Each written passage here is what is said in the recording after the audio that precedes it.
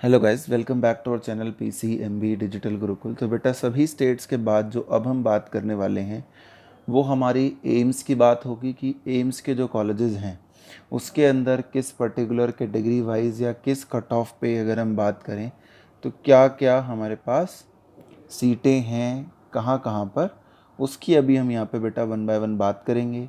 कितनी फ़ीस लगती है हर एक एम्स में पढ़ने के लिए, और क्या आपकी रैंक अगर होगी तो आपको यहाँ पर आराम से एडमिशन मिल जाएगा,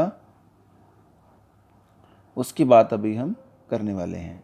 तो देखो भाई, सबसे पहले आपको यहाँ पे नज़र आ रहा होगा क्लियरली कि new Delhi, AIIMS new Delhi है, एम्स बठिंडा है, एम्स भोपाल है, एम्स जोधपुर है, एम्स पटना है, एम्स रायबरेली है। तो ये एक तो ये ध्यान रखना है कि हर जगह पर हमारे पास बहुत सारी जगह पर जो है बहुत सारे स्टेट्स में अभी फ़िलहाल जैसा आप देख पा रहे होंगे कि करीब करीब 19 स्टेट्स के अंदर आपको ये कॉलेजेस नज़र आ रहे होंगे डिफरेंट डिफरेंट, कि भाई कहीं पर कोई कैटेगरी में कुछ और आ रहा है, कहीं पे कुछ आ रहा है, तो वो आपको यहाँ पे नज़र आ रहा होगा।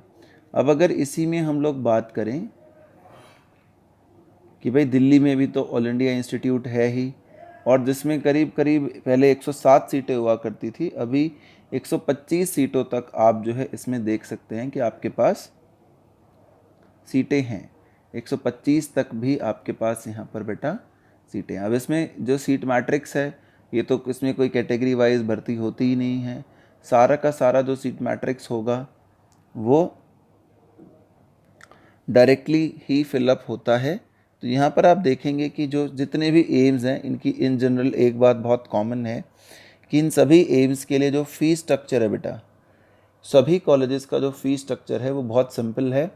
1503 रुपये एकेडमिक्स की फ़ीस लग जाएगी और हॉस्टल फ़ीस लग जाएगी 2728 रुपये। तो इन टोटल अगर हम बात करें तो आप ये लगा के चलिए कि 4500 रुपये पर ईयर आपका खर्चा आएगा इन सभी कॉलेजेस का। जितने भी कॉलेजेस आप यहाँ पे देख रहे हैं, कोई इसमें वेरिएशन नहीं है। कोई कॉलेज सबसे पहले एम्स दिल्ली बना था, बाकी ज़्यादातर एम्स जो हैं वो मंगलगिरी और जितने भी कॉलेजेस हैं वो 2000 के बाद ही बने हैं। कुछ 2012 में बने हैं, कुछ 15 में बने हैं। तो वो भी मैं आपको बता सकता हूँ कि कौन सा कॉलेज जो है वो किस साल में एस्टेब्लिश हुआ है। तो ज़्यादातर कॉलेजेस हालांकि रिसेंटली ही बने हैं। तो एम्स दिल्ली आपकी इसमें पहली चॉइस हमेशा होनी चाहिए अगर आपको मिल रहा है तो। उसके बाद आप देखेंगे एम्स पटना देख सकते हैं, एम्स रायपुर देख सकते हैं, एम्स भोपाल देख सकते हैं।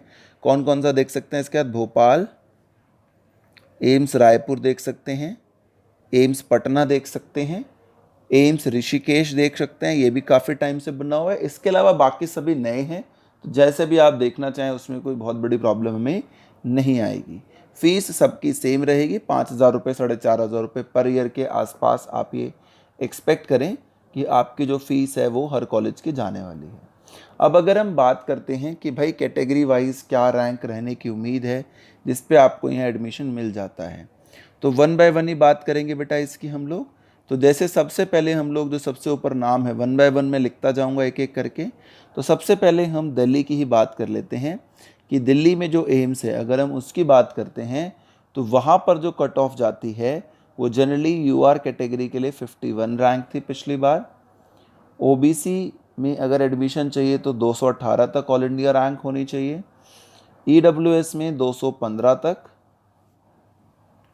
एससी कैटेगरी में 1198 तक, और एसटी कैटेगरी में जो है आपको रैंक लानी होगी 2239। जो पिछली बार की कट ऑफ थी वो बहुत ही सिंपल थी, मार्क्स पे हम ज़्यादा जोर नहीं देंगे। कैटेगरी वाइज रैंकिंग जो है वो ये रहने वाली है आपकी। अब दिल्ली के बाद अगर हम दूसरे की बात कर लें तो आप देख रहे होंगे इस सीक्वेंस में जो हमारे पास दूसरा कॉलेज है, एक एक करके अगर हम उनकी बात कर लें तो भाई भटिंडा जो है, अगर हम एम्स भटिंडा की बात करते हैं कि भाई उस कॉलेज में एडमिशन के लिए हमें कितना स्कोर करना है, तो एम्स भटिंडा नंबर 2 पे है इस लिस्ट में। तो भटिंडा की अगर हम बात करते हैं तो भटिंडा में जो एम्स है अगर उसमें किसी बच्चे को एडमिशन चाहिए बेटा, तो यूआर कैटेगरी में अगर आप हैं तो आपको ये मान के चलिए कि 3000 के आसपास, यानी 3500 के आसपास नॉर्मली आपकी रैंक होनी चाहिए, तो ही आपके लिए बेटर रहेगा। शुरुआत में ही आपको मिल जाएगा अगर आपकी 3500 के आसपास रैंक है। स्टे राउंड का तो कुछ नहीं कह सकते, वो तो लास्ट में कुछ भी सीट मिल जाती है, बट जनरली ये पे बात रहेगी। वो भी अगर आप अलग से जानना चाहेंगे तो we will let you know. OBC में अगर आप बात करते हैं कि एम्स बठिंडा में आपको एडमिशन चाहिए और आप ओबीसी कैटेगरी से बिलोंग करते हैं, तो 6000 रैंक तक आपका एडमिशन ईजिली हो सकता है। अगर आप ईडब्ल्यूएस कैटेगरी की बात करते हैं तो ईडब्ल्यूएस कैटेगरी में जो आपकी रैंक है वो अगर 5000 तक है तो you have a very favourable chance. अगर एससी कैटेगरी की हम बात करेंगे बेटा, तो उसमें अगर आपकी रैंक 30,000 से 35,000 के बीच में है तो आपके पास काफ़ी अच्छा मौका है सेलेक्ट होने का। एसटी कैटेगरी में अगर हम बात करेंगे तो 50,000 रैंक अगर आपकी है तो आपको आराम से एडमिशन मिल जाएगा। कितनी रैंक है तो बेटा 50,000 तक अगर आपकी रैंक है तो एम्स बठिंडा में आपको एडमिशन मिलने में ज़्यादा परेशानी नहीं आनी चाहिए। ठीक है, उसके बाद अगला अगर हम देखते हैं हमारे पास कि भाई अगला कॉलेज कौन सा है, तो अगला कॉलेज हमारे पास एम्स भोपाल है और भुवनेश्वर है। तो हम भोपाल की बात कर लेते हैं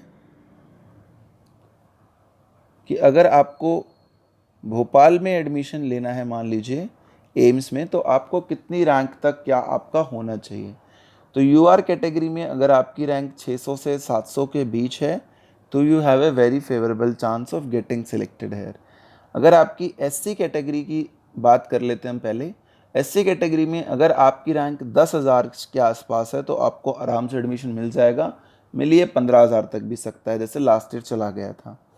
अगर आप ओबीसी कैटेगरी में आते हैं और आपकी रैंक 2000 के आसपास तक है, लास्ट में स्टे राउंड में तो बहुत पीछे तक भी सरप्राइजिंगली एम्स में एडमिशन मिल जाता है, लेकिन स्टार्टिंग राउंड्स में अगर आप देखेंगे तो आपका जो एडमिशन होगा वो 2000 से 3000 रैंक तक मिलेगा। स्ट्रे राउंड में बहुत सारे इन कॉलेजेस में 10-10, 12-12 हज़ार तक भी एडमिशन्स गए हैं पिछले साल। इसके बाद अगर हम चौथे कॉलेज की बात कर लें, ओ यूआर हो गया, एससी हो गया, ओबीसी हो गया, एसटी कैटेगरी की अगर हम भोपाल की बात करते हैं तो 18,000 रैंक तक आपको एडमिशन आराम से मिल जाता है जनरली। इसके बाद हम ईडब्ल्यूएस की अगर बात करते हैं तो वो 17,724 रैंक लास्ट टाइम जो है वो गई थी।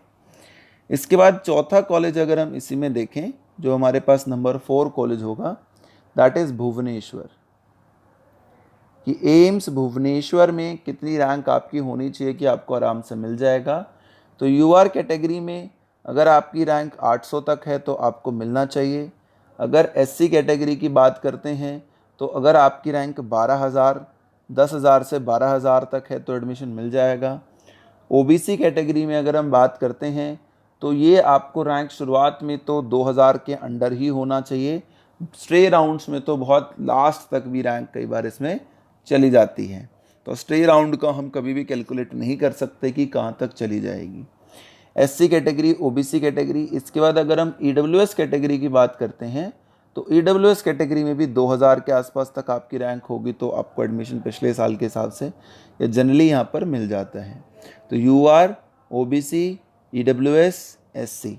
उसके बाद अगर हम एसटी कैटेगरी इसी कॉलेज के लिए देखें तो 23,000 से 25,000 रैंक के बीच में जिनकी होगी उनको आराम से एडमिशन यहाँ पे मिल जाएगा। इसके बाद अगर हम आगे देखते हैं, आप अगर बाकी पीडब्ल्यूडी कैटेगरीज वगैरह का भी जानना चाहते हैं तो आप अलग से हम लोगों से पूछ सकते हैं। इसके बाद अगला कॉलेज देखते हैं कौन सा है। तो अगला कॉलेज हमारे पास है भुवनेश्वर के बाद Deogarh and Gorakhpur.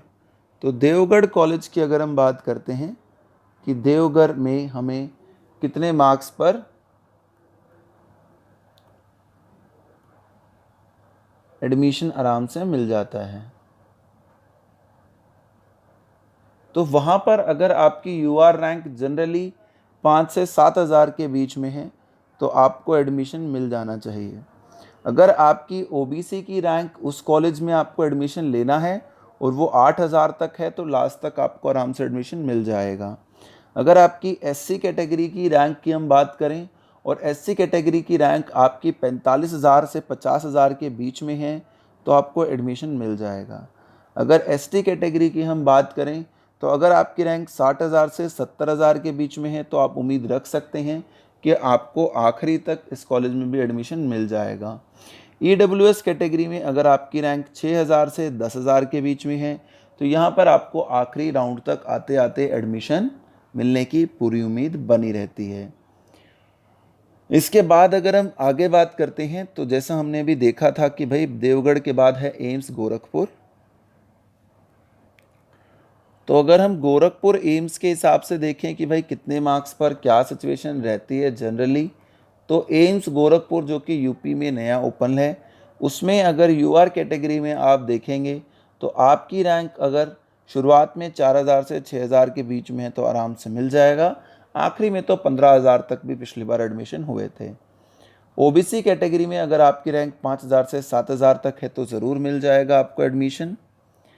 SC category की अगर हम बात करते हैं तो अगर आपकी रैंक 39,000 से 50,000 तक है तो यू हैव ए चांस। और एसटी कैटेगरी में अगर हम बात करते हैं कि कहाँ तक एडमिशन मिल सकता है तो 51,000 से 70,000 तक भी पिछली बार आराम से एडमिशन मिल गया था, बट जनरली हम 50 से 60,000 के बीच में ही उम्मीद रखें कि हमें एम्स गोरखपुर जैसा कॉलेज मिल सकता है। EWS कैटेगरी की बात करते हैं यहाँ पर, तो यहाँ पर हमारी जो रैंक है वो 5,000 के आसपास होनी चाहिए, या मैक्सिमम हम कहें तो 6,000 तक या 5,900 तक अगर आपकी रैंक है तो आपको एम्स गोरखपुर में पूरे चांस होंगे कि एडमिशन मिल जाएगा। थोड़ा बहुत ये चीज़ें वेरी भी कर सकती हैं। गोरखपुर के बाद 6 कॉलेजेस हो गए हैं। जोधपुर और कल्याणी की हम बात कर लेते हैं। तो एम्स जोधपुर जो कि राजस्थान में है, इसकी कट ऑफ जनरली थोड़ी सी बेटर ही जाती है। तो एम्स जोधपुर की अगर हम बात करते हैं तो यहाँ पर यूआर कैटेगरी की कट ऑफ जनरली अंडर 1,000 होती है। तो अगर आपकी 900 तक रैंक है तो आपको आराम से मिल जाएगा। लास्ट में जाते जाते तो हो सकता है कि आपकी रैंक थोड़ी और पीछे तक भी आपको इन कॉलेजेस में एडमिशन अगर मिल जाए तो कोई सरप्राइजिंग बात नहीं होती। ओबीसी कैटेगरी की अगर बात करते हैं तो 1500 रैंक तक, ये यूआर थी बेटा अनरिजर्व्ड, ओबीसी में 1500 तक आप मान के चलें। एससी कैटेगरी की अगर हम बात करते हैं तो 11,000 से 13,000 तक मान के चलें। एसटी कैटेगरी की अगर हम बात करते हैं तो 17 से 20,000 रैंक तक आप अपना एडमिशन मान के चल सकते हैं। EWS की अगर हम बात करते हैं तो 1600 से 1800 तक आप अपना एडमिशन मान के चलें। 1600 से 1800 बेटा, यहाँ तक आप अपनी उम्मीद कर सकते हैं कि आपको ये कॉलेजेस आराम से मिल जाएंगे। उसके बाद अगर हम बात करते हैं 1600 से 1800 की बात हमने कर ली, यूआर कैटेगरी की हमने बात कर ली, ओबीसी, एससी, एसटी, तो ये एम्स जोधपुर की जो हमारी कहानी थी वो हमने अपनी निपटा ली। एम्स कल्याणी की अगर हम बात करते हैं, जो इसके बाद हमारे पास नेक्स्ट एम्स है जिसके बारे में हमें पता होना चाहिए, तो एम्स कल्याणी देख लेते हैं। तो एम्स कल्याणी जो होता है बेटा, उसकी कट ऑफ की अगर हम बात करते हैं तो यूआर कैटेगरी में इसकी अगर आपकी 4,000 से 7,000 तक रैंक है तो आपको मिलने की पूरी उम्मीद है। शुरुआत में शायद 4 से 5 तक ही मिले। अगर हम ओबीसी कैटेगरी की बात करते हैं तो 6,000 से 8,000 तक उम्मीद है, बाद में शायद बहुत लेट तक भी मिल जाए। एससी कैटेगरी की अगर हम लोग बात करते हैं यहाँ पर तो 40,000 से 50,000 तक उम्मीद है, लास्ट में पीछे तक भी मिल सकती है। एसटी कैटेगरी की अगर हम लोग यहाँ पे बात करते हैं तो 60,000 से 70,000 तक आप मान के चलें कि आपको एडमिशन मिल जाएगा। EWS कैटेगरी की अगर हम यहाँ पे बात करते हैं तो 6,000 से 8,000 रैंक तक अगर आपकी आ रही है तो you are in the scope of it कि आपको इसके बीच में एडमिशन मिलने के चांसेस रहेंगे एम्स कल्याणी में। इसके बाद मंगलगिरी और नागपुर की बात हमें करनी है, तो भाई उसकी बात कर लेते हैं। एम्स नागपुर एंड मंगलागिरी, अगर हम मंगलागिरी एम्स की बात करेंगे बेटा, मंगलागिरी, तो मंगलागिरी एम्स में जो हमारी UR category cut off generally रहती है वो लेस देन 4,000 रहती है, वहाँ तक आपको मिल जाता है। ओबीसी कैटेगरी की बात करेंगे तो 4,000 से 7,000 तक एडमिशन आराम से मिल सकता है। EWS कैटेगरी की बात करेंगे तो 5500 से लेकर 6600 रैंक तक आपको एडमिशन यहाँ मिल सकता है। SC कैटेगरी की बेटा अगर हम बात करेंगे तो 33,000 से लेकर 45,000 रैंक तक आप उम्मीद रख सकते हैं, बट इतना वेट जनरली लोग नहीं करते हैं, किसी और कॉलेज में चले जाते हैं, जिसकी वजह से इनकी कट ऑफ लेट बहुत पीछे जाती है। 47,000 से लेकर 47,000 तक ST की कैटेगरी कट ऑफ भी इसकी जा सकती है। इसके बाद अगर हम बात कर लें कि भाई एम्स नागपुर जो हमारा है उसकी क्या कट ऑफ रहती है, तो नागपुर का जो हमारा कॉलेज होता है बेटा एम्स का, उसमें UR कैटेगरी में अगर आपकी रैंक 2,500 से लेकर 3,000 के बीच में है तो आपको एक फेवरेबल चांस है। आखिरी में कट ऑफ सबसे लेट होती है एम्स 3 राउंड, तो काफ़ी पीछे तक भी जा सकती है। OBC कैटेगरी की अगर हम बात करते हैं तो ये हमारे पास 3,000 से लेकर 4,000 रैंक तक जनरली एयर रैंक रहती है। SC कैटेगरी की बात करते हैं तो 21,000 से लेकर 25,000, और ST कैटेगरी की अगर हम बात करते हैं तो 44,000 से लेकर 45,000 रैंक तक जनरली रहता है। EWS कैटेगरी की अगर हम बात करते हैं तो लेस देन 4,000 रैंक तक यहाँ पर एडमिशन आराम से आ जाएगा।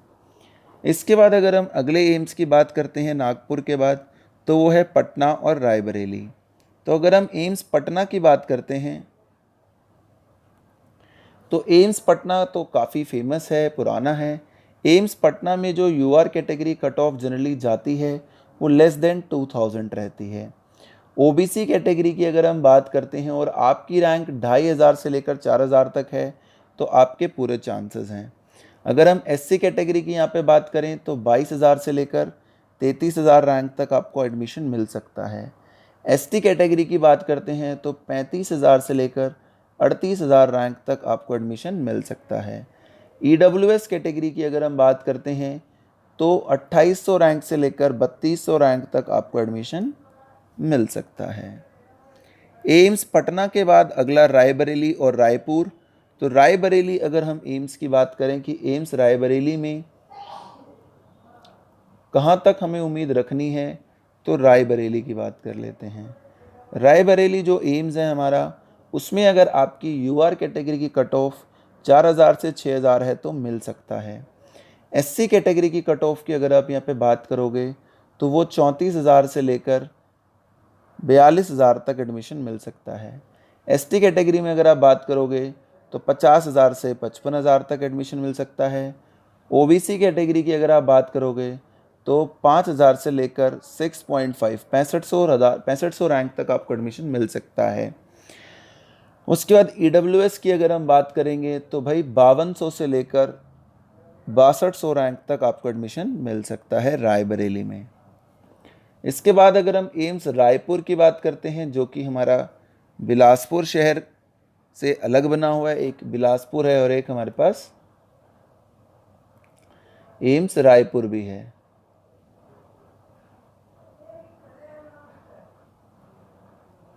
तो एम्स रायपुर की अगर हम लोग यहाँ पे बात करेंगे तो भाई वहाँ पर जो UR कैटेगरी की कट ऑफ है हमारी बेटा, वो 1,600 से लेकर 1,800 रैंक तक आपके चांसेस होते हैं।